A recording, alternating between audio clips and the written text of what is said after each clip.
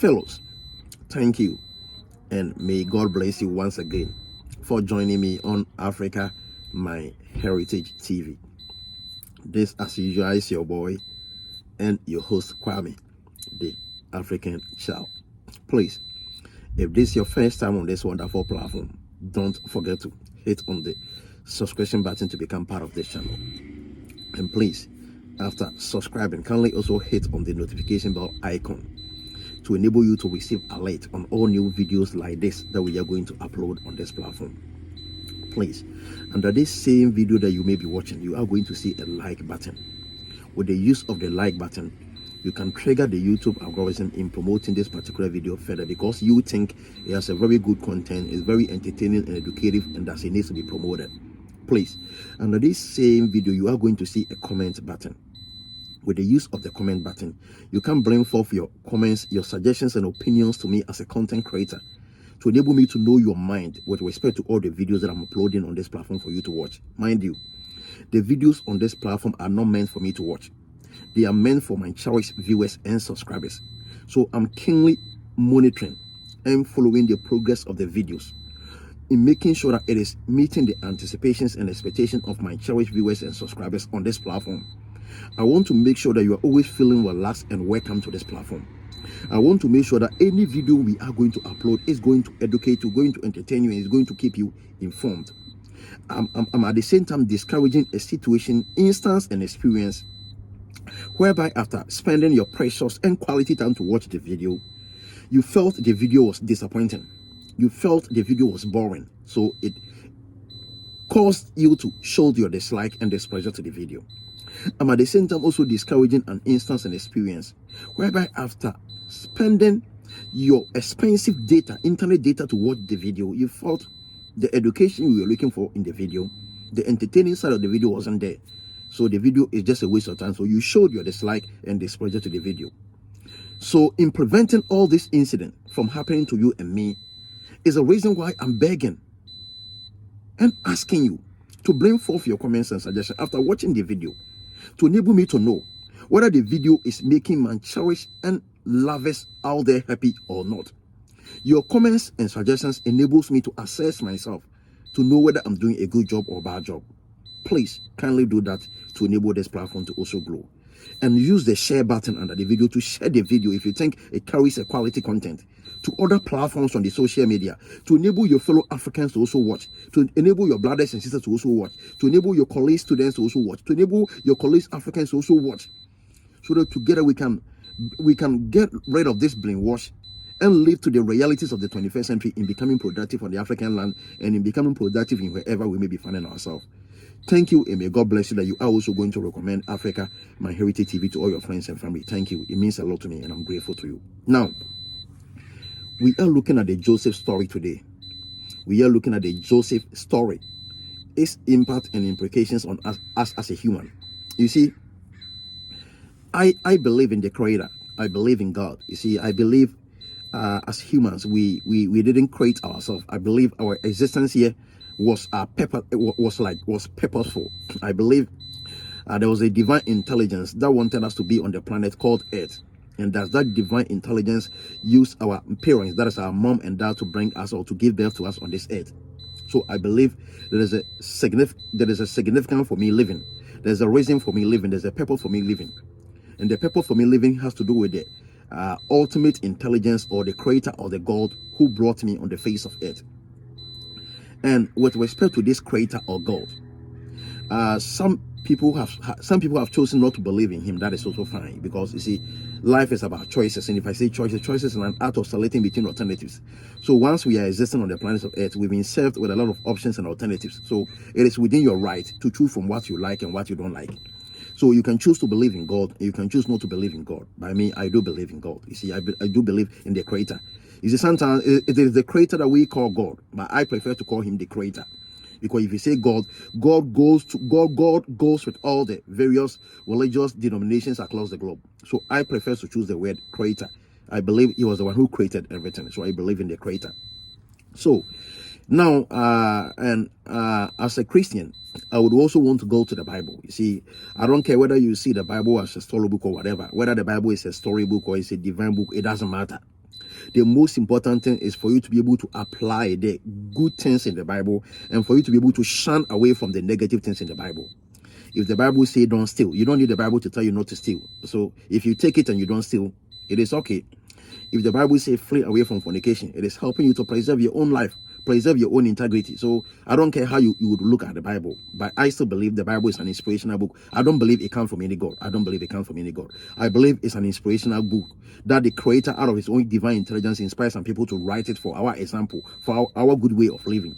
So you can choose to take the wisdom and knowledge in the Bible to apply it, or you can choose to just let it go. It is all incumbent on you. But I prefer to sometimes refer to the Bible and take certain things that is good, that is good and that is reasonable for our life or our living today, so that I can make it applicable and to also share the experience with my cherished viewers and subscribers. Are you understanding? So now, there is a story in the Bible, and there's a character in the Bible called Joseph. So I'm going to discuss with you the Joseph story and how it can impact your life, and it can also impact my life. So in the Bible, we got to know that Joseph had older brothers. I think together they were 10 or 11 or something like that. Yeah, he had like older brothers, you see. So it got into a time that, you see, by then, according to the Bible, in the nation of Israel, according to the Bible, the Israelites were the people of God. Israel as a nation was the country, or was the nation that God chose for himself, that he's going to lead or he's going to rule over these people. So it got to a time that according to the Bible, so everything I'm saying, I'm referring to the Bible, the Israelites discussed among themselves. We wouldn't want a character or a creator or a God to be in charge of our affairs, to be leading us, to be in the hem of affairs, whilst we cannot physically see this God, while we cannot physically feel this God, and how we cannot physically interact with this God. So we would want someone who can be physically seen, who can be physically touched, and who can be physically experienced, to come and be the leader over us, to come and lead us, and to come and be our president, or to come and be our king. We wouldn't want the leadership and the rulership of God or the Creator anymore. We want our fellow human being to come and lead us.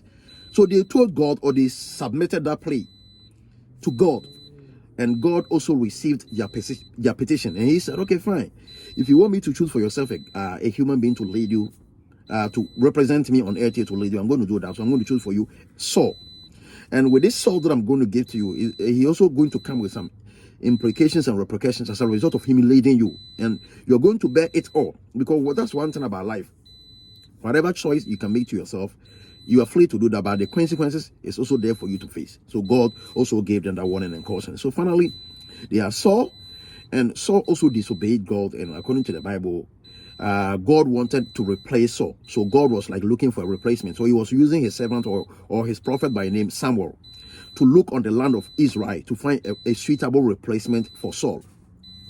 So before this incident too, there was a small boy in that land of Israel called Joseph. There was a small boy. Sorry.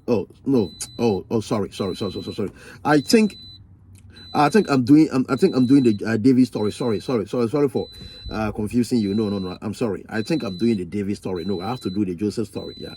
So with respect to the Joseph story,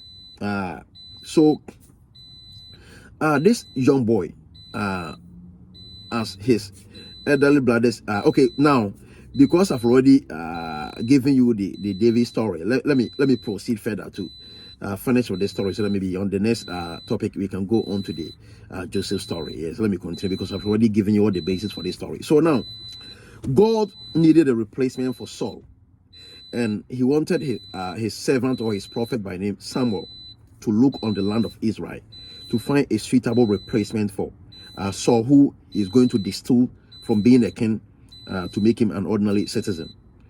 So Samuel was also looking. He wasn't finding anybody. So God sent him to a man by name Jesse. He sent him to the family of Jesse to go there and to choose from his sons the one that is going to become a king to replace Saul, whom according to God he has distilled from the throne. So and with respect to this character by name Jesse, I think Jesse has he had a lot of sons.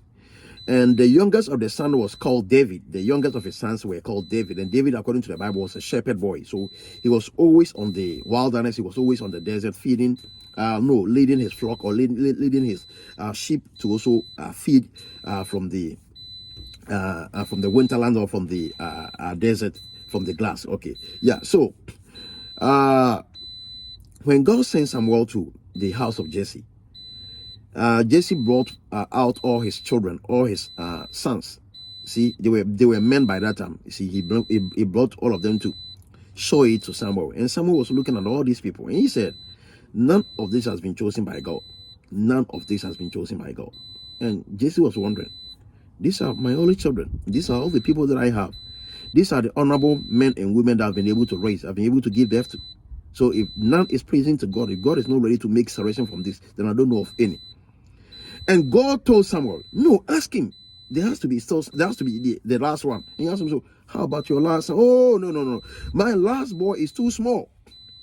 My last boy is too small. As I'm even talking to, he's even in the wilderness. He's leading the flock to feed. And he cannot be considered as a king because he's still a small boy. And God told Samuel, tell Jesse, until he will go and bring that servant by name David, there is no way you are going to sit down. So let him go and fetch for you David, because David is the one that I'm going to choose. So this story has a lot of inspiration. And I believe all that it should tell you and me is that the stone that the builders rejected became the chief cornerstone. The stone that the builders rejected became the chief cornerstone.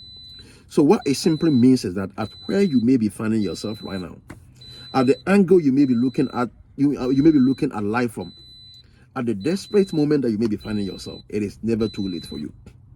If you are not going to give up on your own self, and what you think you are doing that is inferior at where you are at your corner right now, you're not going to also look down on it, and you're going to do your own job and to keep on being focused and being honest and trustworthy and to be faithful.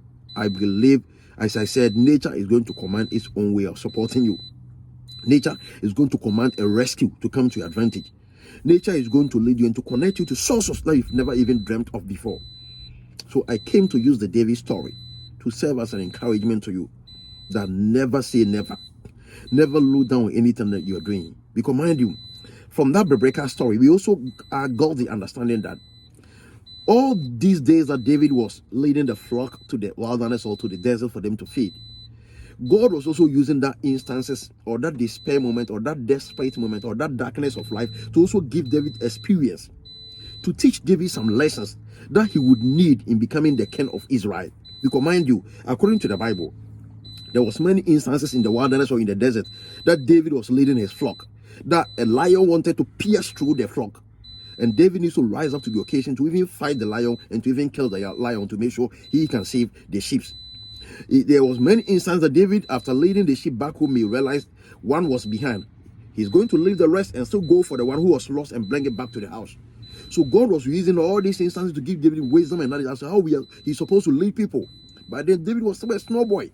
He was rejected. He was the outcast. He was the outcast within the family. He was the one being sent to the wilderness to go and do the dirty job, go and do the darkness job. But he never looked down on what God has given to him.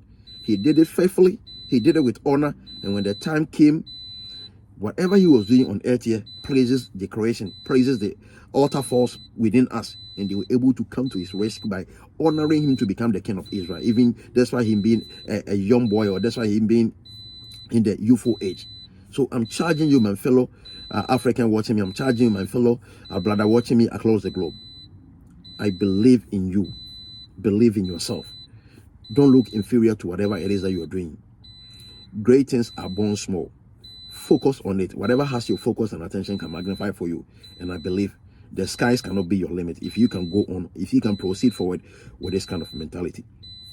Thank you, and may God bless you. Please don't forget to subscribe to become part of Africa My Heritage TV. And please, after subscribing, kindly also hit on the notification bell icon to enable you to receive alert on all new videos that we are going to upload. Thank you, and may God bless you.